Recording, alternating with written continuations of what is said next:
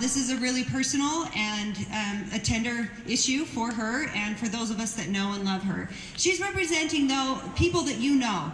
You either know this yourself or you know somebody that has gone through this. And knowing how to deal, like how to help them, what they're going through, is really important for all of us to do, regardless if it's us that have experienced it or it's our loved one that has experienced it. So I just want to say how proud I am of her for being willing to get up here and talk about it, because this is a difficult position to be in. So give Lizzie a hand. We're so glad that she's here. And huge thank you to the PR class and to Melinda. Like, I've been corresponding with Ina and Melinda directly, and they've done so much for this event, so I'm really happy that we're having a conversation about it.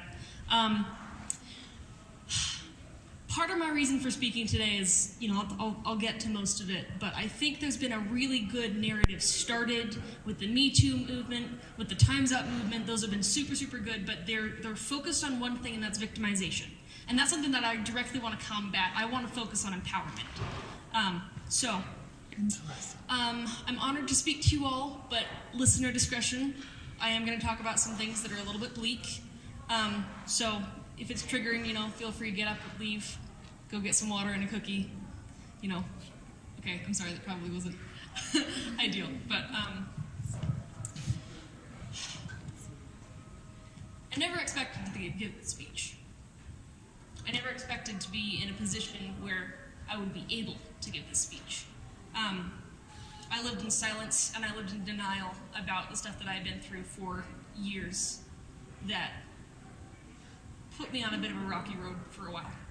I was petrified of my memories to the point where I couldn't bring myself to go home for about 10 months. Through faith, therapy, and the ability to find silver linings, I feel prepared to have a voice now. I hope that by sharing my experiences over the past 3 years, I'll be able to help one of you or someone you know. My mom's a brilliant, amazing, compassionate lady. She's very strong, and she's been a good example to me. And as she says, any personal experience is pertinent experience, because everyone who is listening has gone through it, is going through it, or is about to go through it. May 29th, 2016. I was attending a dance with some friends in a city about 40 minutes from my hometown. While there, I ran into a childhood crush I had often wondered about but not seen or talked to for several years. We got to dancing and chatting and exchanged numbers with the promise of a date later that week.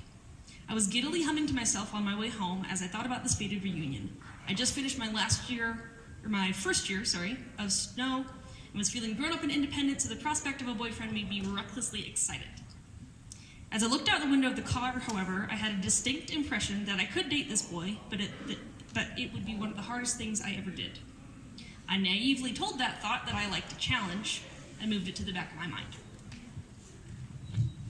That boy and I did schedule a date for Monday and another for Wednesday, and by Thursday we were exclusive.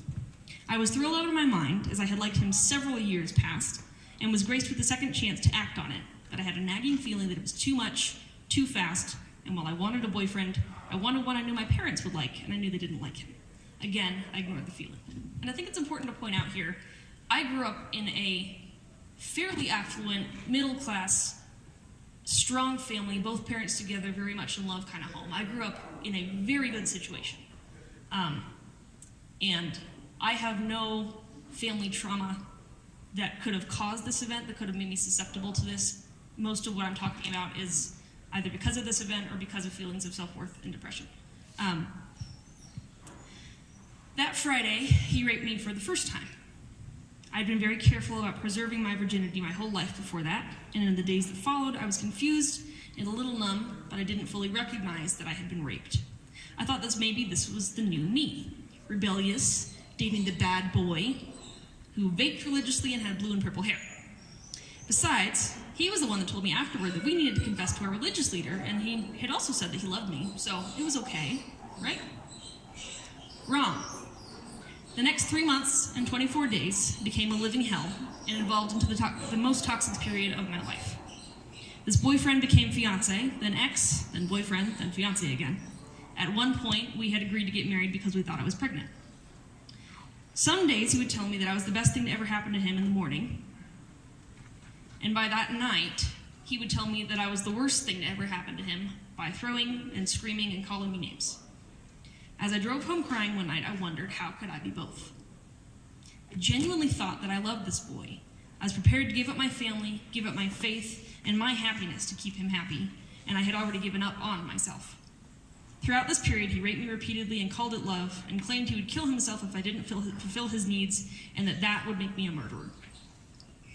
I brushed off the things he did, like how he would yell slurs at me or threaten to hit me, and then apologize and blame it on his family history of depression. I wasn't being abused, I was just in love with a deeply troubled guy. At least that's what I thought until he screamed at me to stab him with a steak knife because I was killing him anyhow simply by existing. And then he rushed me with it. That night, my mother came to me crying and told me that if I married him, I wouldn't be alive a year from that date, and I couldn't refute that. That was the last day I ever saw him in person, though we remained friends of a sort until that Christmas. I continued to defend him for months after our relationship had ended. It took a friend sitting me down and telling me face to face that I had been raped multiple times and that I was not who he said I was. I could leave him behind for good. I didn't owe him friendship, and I didn't have to hate myself anymore. After that relationship, I had slipped into a deep depression and self-medicated by numbing myself through addiction. And quite honestly, that's still something that haunts me. My anxiety got so bad at one point that I couldn't leave the house. I was afraid of cars, my fridge, and even my own feet. I knew I had to stop running from this and that I had to get help. Enter the hiatus. I skipped college. I spent 2 years back home, spending most of my time laying in bed watching The Office, working to save, and working to heal. I returned to Snow last semester, a semi-more recovered student, but found that I'm still prone to predatory people. On January 11th of this semester, between 1:30 and 4:30 a.m., I was raped by almost a total stranger. He was a guy I'd matched with on a dating app called Mutual and had advertised himself as someone of high standards and spirituality. He had driven down from Provo against my wishes in the middle of the night, but I foolishly allowed him into my apartment for what I thought would be a few minutes. This was our only interaction, and it definitely messed me up for about the first 2 months of this semester. I did find solace in faith, friends, family, and encourage any suffering with something similar to confide in someone you can trust. Title IX is an amazing resource on campus that has been an essential part of my continued recovery. And I honestly mean that. Title IX is highly underutilized, and it's not just for women, it's for anyone dealing with this kind of thing. I have a loved one very close to me that's in a heavily abusive relationship with his partner, who was a woman, and refuses to see it as abusive. And, when I was with Cody, I didn't either for a long, long time. So if you know someone, if you see something, say something. My intention in sharing this is not to shock or scare anyone or to invite you all to my pity party. My point here is that regardless of these things, I am not a victim. I'm a daughter, I'm a friend, a speaker, a hopeful dog mom one day, a Bob Ross lover, a listomaniac, and a child of God according to the faith that I believe in. Thordis Elva, in her TED Talk, Our Story of Rape and Reconciliation, says, quote, "Labels are a way to organize concepts, but they can also be dehumanizing in their connotations. Once someone's been deemed a victim, it's that much easier to file them away as someone damaged, dishonored, or less than. How can we empower survivors if we're making them feel less than? How can we discuss solutions to one of the biggest threats to the lives of women and children around the world if the very words we use are part of the problem?" End quote. Victimization is a dangerous road. It can be more traumatic than the event itself. It can become your identity if you let it, but to borrow belief from Elizabeth Smart, in the end, what defines you is how you react. I want to make it clear that I'm not a success story. I'm not over this. This is still something that I deal with on a daily basis. I'm still in therapy, and I have appointments every week to deal with this and some other things. I'm not a recovered survivor or a perfect student. I still struggle with the homework versus Netflix battle and take way too many naps. But I think I'm pretty functional now. And I think I love myself. Recovery is a difficult process, but it's one that has taught me more than I ever dreamed it could have. Empathy, drive, grit, confidence, and self-worth are just a few examples. It has been and continues to be a glacially slow journey, but I'm grateful for the experiences that have allowed me to reach out to others and encourage them to have a voice. No one here has to identify as a victim or as the girl who was raped. One of my favorite quotes is from the Iron Giant: "You are who you choose to be." Well, I choose to be happy. I choose to move forward. I choose to use my experiences to caution others from similar situations and to empower myself. I've gone through this, and I'm stronger for this, and so are you.